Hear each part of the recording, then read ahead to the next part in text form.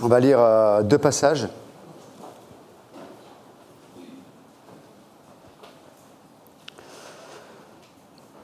Qui se trouvent dans le livre de la Genèse. Donc, Genèse, chapitre 2.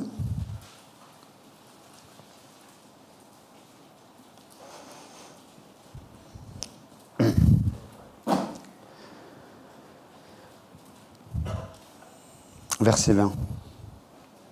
Et l'homme donna des noms à tout le bétail, aux oiseaux du ciel et à tous les animaux des champs, mais pour l'homme, il ne trouva point d'aide semblable à lui. Alors l'Éternel Dieu fit tomber un profond sommeil sur l'homme qui s'endormit. Il prit une de ses côtes et referma la chair à sa place.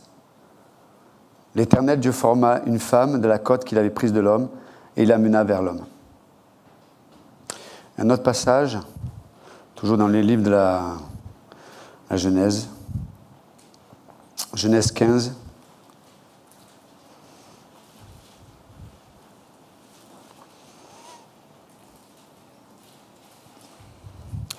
Et on va lire le verset 12.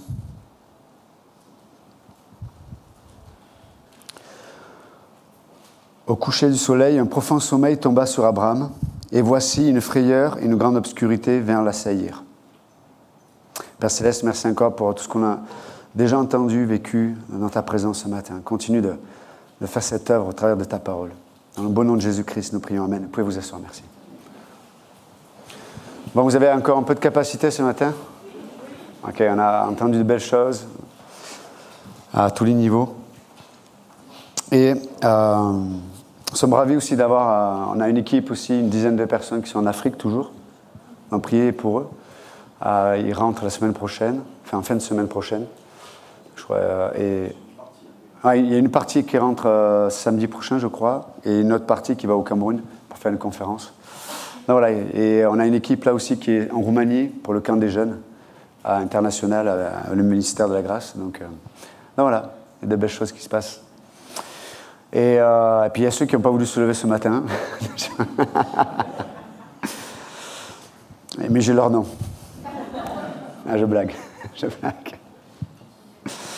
Ok. Donc dans ces 2 passages, on voit qu'il y a une œuvre de Dieu et, dans ces 2 passages. Et l'œuvre de Dieu dans ces passages, c'est d'avoir fait tomber un profond sommeil à ces 2 personnages qui sont Adam et Abraham. Et il y a derrière cette œuvre de Dieu, il y a évidemment un principe que je vais essayer d'exposer ce matin pour nos vies. Et je pense que c'est important de le considérer. Mais il y a des domaines où Dieu ne veut pas que l'on prenne part à certaines choses. Il y a une œuvre qui appartient à Dieu et Dieu ne veut pas qu'on prenne part à cette œuvre-là. Parce qu'il n'y a que Dieu qui peut la faire. Il n'y a que Dieu qui peut l'accomplir. Et par contre, alors que Dieu le fait, la provision qui s'ensuit sera pour notre bénéfice. Mais dans le premier passage que nous avons lu dans Genèse chapitre 2, on peut voir que Dieu a finalisé la création et puis il fait venir les animaux auprès d'Adam et puis il voit qu'il n'y a aucun animal qui puisse donner à Adam quelque chose dont il avait besoin. Et quand il est traduit, le mot traduit ici c'est aide, mais les spécialistes le traduiraient plus précisément force ou puissance. Quand il dit, on parle de la femme. Donc c'est pas simplement une aide, comme tiens, il me manquait quelqu'un pour faire la vaisselle ou quelqu'un pour faire le... Ah non, mais c'était pas pour caricaturer le rôle de la femme, attention. Non, c'est pour vous faire sourire ce matin. Bon, il y en a qui rigolent pas. Hein. Ils sont malheureux. Plutôt malheureuses. Je suis taquin ce matin.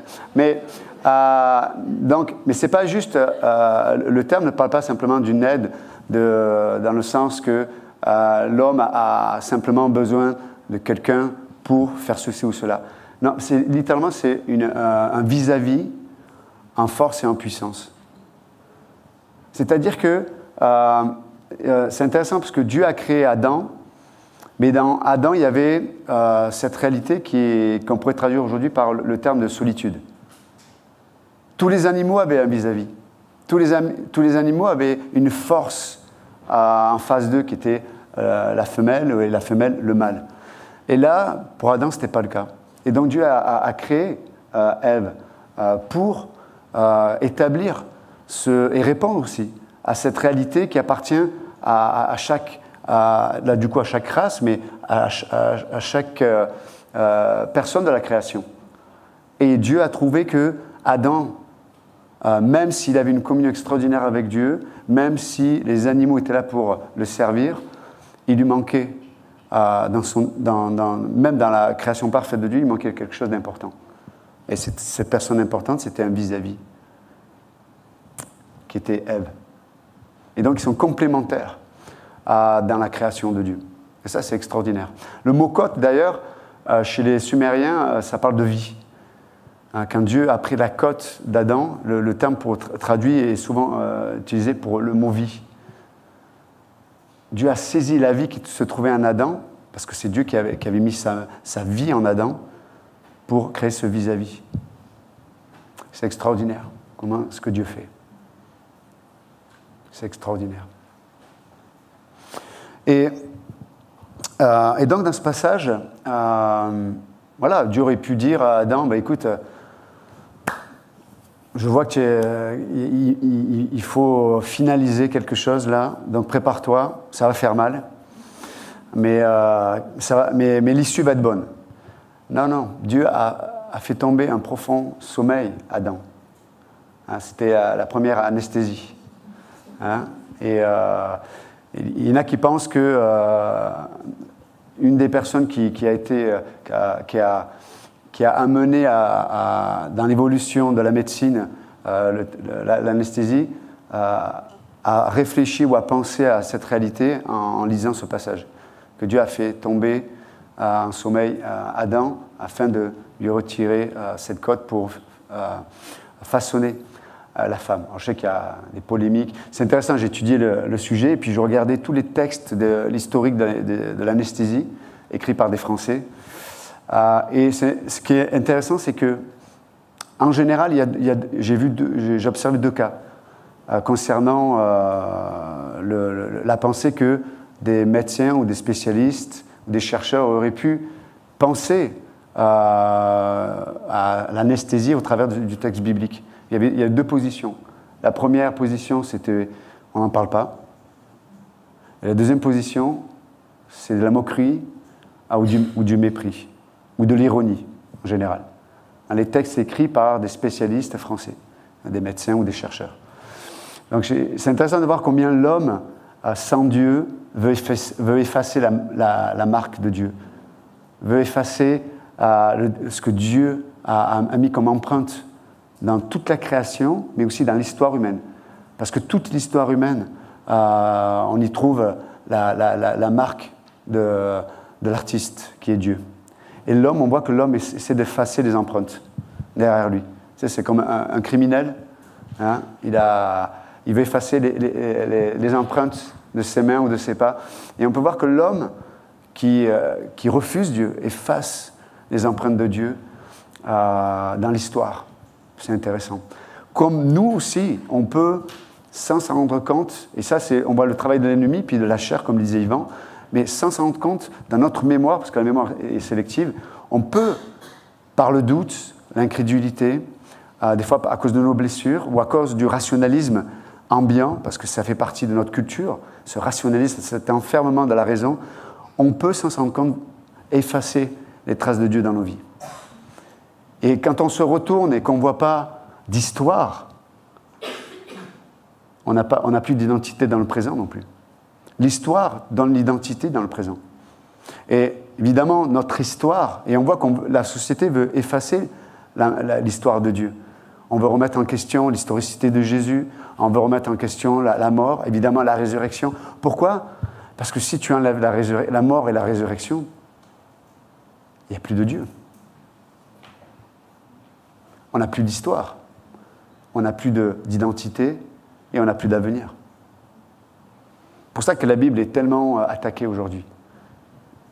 Chez les non-croyants, mais malheureusement, par le libéralisme théologique dans l'Église aujourd'hui. C'est intéressant parce que dans Corinthiens 11, Paul, par exemple, vous savez, il traite des problèmes à l'Église de Corinthe, et notamment de certains positionnements de certaines femmes dans l'Église qui prenaient une autorité, Paul va utiliser, dans Corinthiens 11.8, il va utiliser ce passage de la Genèse pour expliquer l'ordre établi par Dieu avant que le péché entre dans l'humanité. C'est-à-dire que l'ordre de Dieu, dans la différence des uns et des autres, de l'homme et la femme, mais il y a un ordre, parce que Dieu est un Dieu d'ordre, on est complémentaires, mais il y a un ordre. Mais Paul va utiliser l'ordre de la création pour expliquer des principes spirituels. Mais c'est intéressant parce que Paul, dans Corinthiens 11, il interprète littéralement Genèse 2. Alors ça peut déplaire à certains qui pourraient penser qu'on peut trouver un accord entre l'évolution et la création. Ce n'est pas ma position. Alors si ça dérange certains, faites-moi grâce ce matin, mais vous en faites pas, je vais bien dormir ce soir. Parce que je crois que Dieu a créé comme il a dit. Et Paul interprète littéralement le passage d'un Corinthiens 11. Et entre parenthèses, si il y a eu évolution, c'est-à-dire que la mort était dans le monde avant la création d'Adam et Ève. Ça veut dire que ce n'est pas le péché qui a amené la mort dans l'humanité, c'est que Dieu aurait créé la mort, ou aurait fait rentrer la mort avant le péché d'Adam et Ève. Ça posait un problème aussi de théologie important. Je ferme la parenthèse. Ce n'est pas le but ce matin. Mais de réaliser à quel point Dieu fait des choses extraordinaires. Mais il y a des domaines de nos vies où Dieu dit, ça ne te regarde pas. C'est pour toi, mais ça ne te regarde pas la façon dont je vais le faire. Si on prend par exemple la justification. La justification. Et parce que le repos, ou ce profond repos, c'est une autre façon de parler de la croix, de la mort. C'est la mort. Dieu nous place dans la mort pour manifester une vie, parce que c'est dans la vie que Dieu va manifester que se trouve la réponse à nos besoins. Si Dieu n'avait pas fait tomber en profond sommeil Adam ou Abraham, il n'y aurait pas eu d'espérance, il n'y aurait pas eu de promesse, il n'y aurait pas eu d'engagement de Dieu dans sa fidélité. Parce que soit pour l'un, Adam, où Dieu a manifesté sa puissance, sa fidélité, son cœur de père, pour Adam, au travers de Ève, donc, si vous lisez le passage d'Abraham, c'est la même chose. Dieu fait tomber dans un profond sommeil Abraham et va s'engager dans une alliance inconditionnelle. Vous savez, à l'époque, on prenait des animaux, c'était les contrats, parce qu'une alliance, c'est un contrat. On faisait des contrats, donc on n'a pas de papier, on signait à la fin. Pour faire des contrats, on prenait un animal, on le coupait en deux, et puis chaque partie s'engageait et passait au milieu de l'animal avec une torche en disant « Si je n'honore pas mon engagement, qu'il me soit fait comme il a été fait à l'animal. » Bon, c'est vrai que si aujourd'hui, tous ceux qui n'auraient pas les contrats finissaient comme ces animaux, peut-être je ne serais pas présent ce matin devant vous. Mais c'était un engagement, c'est un contrat. Mais là, dans Genèse 15, c'est intéressant parce que Dieu fait tomber en profond sommeil Abraham. Il n'y a que Dieu qui s'engage. Et d'ailleurs, ça va à l'encontre même de la culture de l'époque où ceux qui passaient pour s'engager dans le contrat, c'était les subalternes. Ce n'était pas celui qui avait une autorité qui passait pour s'engager.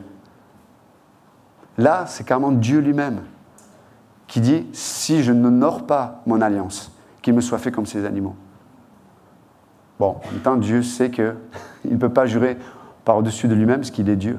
Donc, mais on voit que Dieu s'est engagé. Mais pour que Dieu s'engage dans ce domaine-là, il a fallu que l'homme soit dans un profond sommeil. Parce que si l'homme s'engage, la promesse n'est pas sûre. L'accomplissement n'est pas sûr. Il y a dans la Bible des alliances conditionnelles. Mais pour le coup, avec Abraham, là, c'est une alliance inconditionnelle. Dieu s'est engagé. Comme il y a des domaines de nos vies, Dieu s'est engagé. Notre part, c'est ce profond sommeil. Notre part, c'est la mort. Et vous savez combien ce n'est pas évident On a tellement tendance à vouloir organiser, réparer, changer. Il y a des situations d'urgence, il faut faire ceci, il faut faire cela. Et puis mais Dieu dit, mais si tu le fais, tu n'auras pas de capacité, tu n'auras pas de repos, parce que le sommeil parle du repos. Si tu le fais à ta façon, tu ne seras pas dans le repos. Et encore plus, je ne m'engagerai pas à pourvoir à ce dont tu as réellement besoin. Ne nous étonnons pas, mes amis, mes frères et sœurs, ce matin, que dans certains domaines de nos vies, Dieu nous pousse à ce sommeil profond. Parce que Dieu veut accomplir à sa façon. Dieu va amener une provision en son temps et à sa façon, dans certains domaines de nos vies.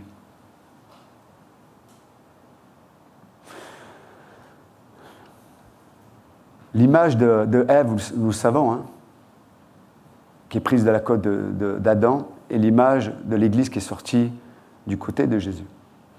Quand Jésus est mort, pour vérifier qu'il soit mort, un soldat lui a percé le cœur et il y a de l'eau et du sang qui sont sortis et on dit que c'est à travers ces éléments que l'Église allait naître.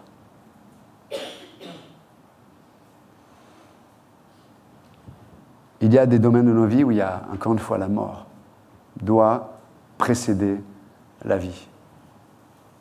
Certains d'entre nous s'attachent à des relations et on est prêt à faire des compromis. Les jeunes gens, notamment les jeunes femmes, on essaie de gagner l'approbation d'un homme et on est prêt à aller loin, on est prêt à avoir des relations sexuelles, on est prêt à mettre en valeur certaines parties de notre corps. On va laisser certains hommes toucher certaines parties de notre corps. Parce qu'on veut tellement être aimé, on veut tellement avoir la vie à travers cette relation. Et Dieu dit non, ne le fais pas. Tu ne trouveras pas le repos de ton âme. Même au contraire, ça va abîmer ton identité. Ça va abîmer ce que j'ai fait de toi en Jésus-Christ. Ça va amener des blessures. Parce que tu vas t'identifier. Tu vas t'identifier à ta faiblesse et ton péché.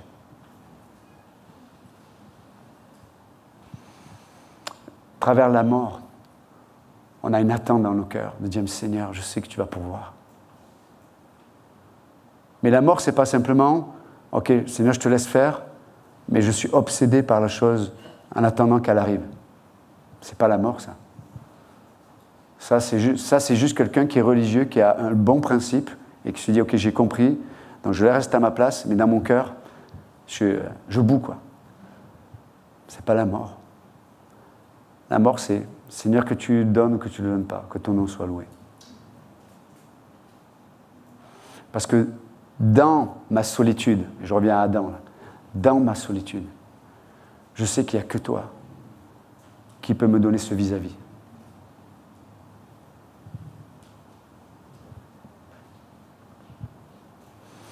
Dans Corinthiens 12, verset 31, ça a été un peu le sujet de la conférence à Baltimore, mais c'est intéressant parce que Paul est en train, encore une fois, de traiter des problèmes à Corinthe. Souvent, les gens me disent, souvent on a idéalisé l'Église primitive. Mais si vous lisez tout le Nouveau Testament, c'est que des problèmes, en fait. Donc, vous voyez, il n'y a pas que nous. Tout le monde avait des problèmes, mais beaucoup de problèmes dans l'Église primitive. Donc, Paul traite certains problèmes parce que les Corinthiens s'étaient tellement identifiés à leurs dons. Et quand tu t'identifies, non pas au regard que Dieu te porte, c'est-à-dire à l'amour de Dieu pour toi, et que tu t'identifies à ce que tu fais, tu vas automatiquement arriver sur le terrain de la comparaison. Tu vas automatiquement arriver sur le terrain de te glorifier dans ce que tu fais. Ou déprimer parce que tu ne fais pas aussi bien que celui-ci ou celui-là. Parce que c'est toi qui en es le centre. Donc Paul leur dit, mais c'est bien tous ces dons spirituels. Le Saint-Esprit vous les a donnés, amen. Mais moi, je vais vous montrer une voie la plus excellente. Et il va parler de l'amour. Il va parler, en fait, de la personne de Christ. Et si vous lisez 1 Corinthiens 13, c'est déprimant, en fait. Vous avez lu 1 Corinthiens 13 ? Tu dis, ah, ça... si vous cochez, je dis, ah, là, je suis à côté. Là, je suis à côté. Là, je suis à côté. Et puis, à la fin, tu dis, ah oui, quand même. Ah oui, quand même. Parce que Paul est en train de... Il dit la voie la plus excellente, c'est une personne, c'est Jésus-Christ.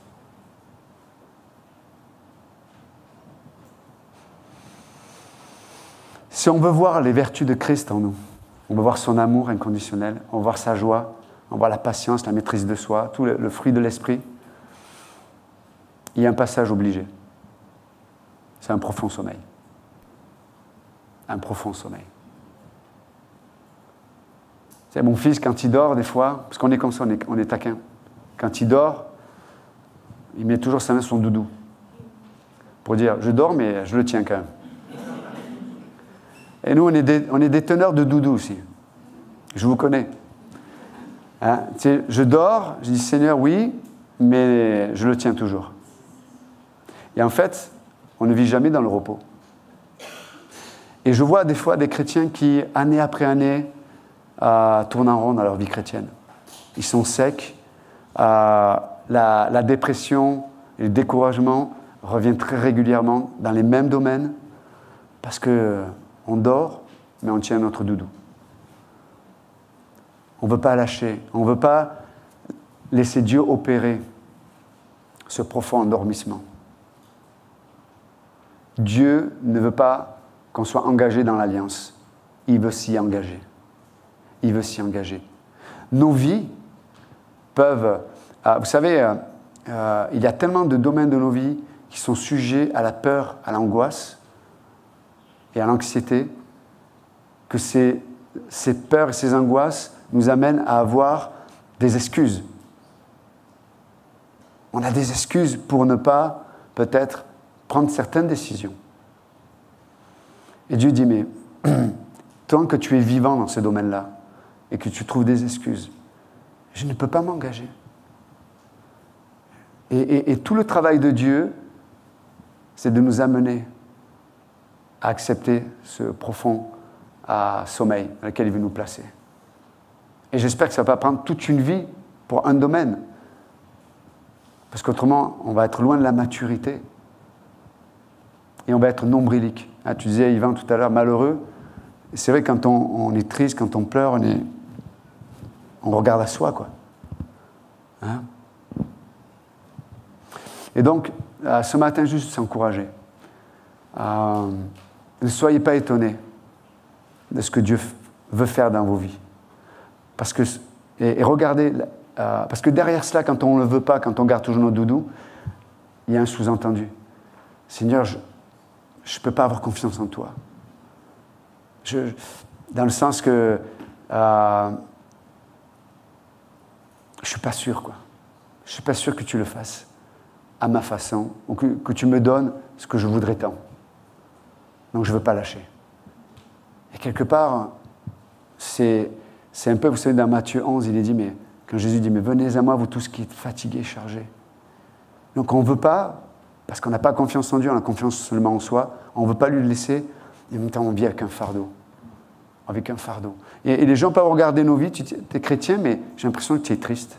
Tu es chrétien, mais j'ai l'impression que tu es éteint. Parce qu'il y a un fardeau là. Et dans Matthieu 11, il dit, mais venez à moi, vous tous qui êtes fatigués et chargés. Je m'engage à te donner du repos. Et là, Dieu nous donne un fardeau. C'est un fardeau, c'était ce joug qu'on mettait là, qui nous associait à quelqu'un pour nous amener dans une direction. Et si tu n'avais pas ce joug-là, les animaux sans joug, en tout cas, même s'ils allaient dans la bonne direction, ils n'allaient pas le faire d'une façon très droite. Donc il y avait besoin de ce joug qui liait ces animaux ensemble et qui leur permettait d'aller dans la bonne direction, avec du coup une force démultipliée. Ils étaient deux pour tirer ce qu'ils devaient tirer, et ils allaient tout droit. Et alors que nous venons à Dieu, il nous donne ce fardeau à lui. Mais ce fardeau, ce joug-là, il nous joue à lui, il nous joue à l'Esprit Saint, au ministère du Saint-Esprit. Et du coup, et pour aller dans la même direction, on se met d'accord. Comment deux peuvent-ils marcher ensemble s'ils ne se mettent pas d'accord? Et on se met d'accord. On marche ensemble. Et on est gagné par son amour, on est gagné par son œuvre, où nous, on n'était pas présents. Tu sais, un peu dans Job, vous savez, Job il souffre tellement. Et puis à un moment donné, à la fin de Job, Dieu lui dit, mais Job, où étais-tu? quand j'ai créé le ciel et la terre? Où étais-tu quand j'ai créé tel animal? Où étais-tu? C'est comme si Dieu lui disait, mais s'il te plaît, Job, fais-moi confiance. Si j'ai fait toutes ces choses pour toi, parce que la création a été faite pour toi et moi. C'est merveilleux quand même. Toutes ces choses ont été faites pour toi. Combien plus ma fidélité sera toujours présente pour ta vie. Donc où étais-tu? Puis à un moment donné, il lâche son doudou. Et comment on le sait? C'est qu'à ce moment-là, Job arrête de se justifier. Job arrête d'essayer de montrer qu'il a raison. Job arrête de se défendre. Et dans le chapitre 42, Dieu lui dit, et c'est Job qui confesse, il dit, mais avant, mes oreilles avaient entendu parler de toi, maintenant mes yeux t'ont vu. Et Dieu va multiplier ce que Job avait avant. Je ne suis pas en train de parler de la prospérité ce matin, mais juste de dire que Dieu s'engage dans sa fidélité pour chacun d'entre nous. Mais ça doit passer d'abord par un profond sommeil. Bon, ce qui est bien, c'est que ce matin, il y en a déjà qui sont dans le profond. Il y en a qui pratiquent le culte déjà, c'est bien. Ok, il y a des caméras, il y a des photos qui sont prises. Donc juste s'encourager ce matin, vraiment, de savoir que Dieu va nous amener dans ce profond sommeil. Parce qu'il y a des domaines où il veut s'engager. Et c'est pour ça qu'on peut venir avec assurance au trône de la grâce, Hébreux 4,16. Pourquoi? Parce que moi, je n'étais pas présent quand le voile a été déchiré. Je n'étais pas présent quand le sang de Christ a été versé dans le tabernacle céleste. Je n'étais pas présent. Je n'étais pas là. Mais lui l'a fait. Lui l'a fait. Et il continue de le faire. Donc, Amen. Père Céleste, merci encore pour ta parole et pour ta fidélité, Jésus.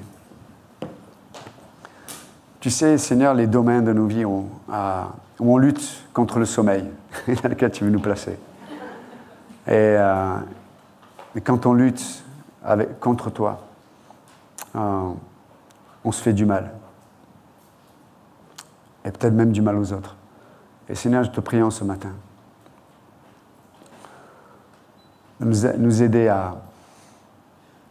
C'est le principe de la foi, à te faire confiance. Non, dans le sommeil, je ne perds pas mon temps. Non, dans le sommeil, je ne serai pas abandonné.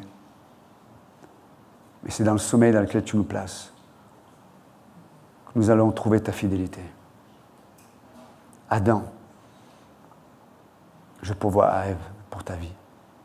Abraham, je pourvois à une descendance à travers cette alliance que je fais avec toi. Merci, mon Dieu. Merci pour ta fidélité, ta présence. Merci parce que c'est toi qui t'engages. Tellement de domaines de nos vies. Merci, notre Dieu. Merci, Jésus. Si ce matin, quelqu'un ne connaît pas Jésus-Christ, vous n'avez jamais placé votre confiance en lui. Et si ce matin, vous ne connaissez pas Jésus-Christ comme votre sauveur, vous pouvez juste lui dire, peut-être avec vos mots, lui dire, ce matin, Jésus, je reconnais que je porte un fardeau. Je reconnais que c'est moi qui dirige ma vie. Je reconnais que je suis loin de toi. Et Jésus-Christ, je crois que tu es par amour mort à la croix pour moi. Je crois que tu as été enseveli, tu as été séparé de ton Père, afin que moi, je ne sois plus jamais seul. Et tu es revenu à la vie, tu as vaincu la mort. Et donc ce matin, vous pouvez juste dire, Jésus, sauve-moi. Sauve-moi. Deviens mon sauveur. Rentre dans ma vie. J'arrête de lutter. Je t'accepte comme mon sauveur ce matin. Et alors que les yeux sont fermés, les têtes sont baissées ce matin. C'est un acte de foi, pas pour faire partie de l'Église, mais juste pour montrer à Dieu, aux anges, aux êtres célestes, que vous avez donné votre vie à Christ. Si ce matin, vous avez fait ce pas de donner votre cœur à Jésus-Christ, les têtes sont baissées, les yeux sont fermés, vous pouvez juste lever la main brièvement, dire Jésus, merci, vous pouvez baisser cette main. Est-ce qu'il y a quelqu'un d'autre qui veut faire ce pas de foi, juste de dire Jésus, je te donne ma vie. Merci, notre Dieu. Merci encore, Seigneur, pour ta parole ce matin. Merci. Merci parce que tu es, comme pour Adam, encore plus concerné du besoin d'Adam qu'Adam lui-même. tu es encore plus concerné par nos besoins que moi-même, je puis être conscient de mes besoins. Merci Jésus-Christ. Nous t'aimons et t'adorons. Dans le bon nom de Jésus-Christ, nous prions. Amen.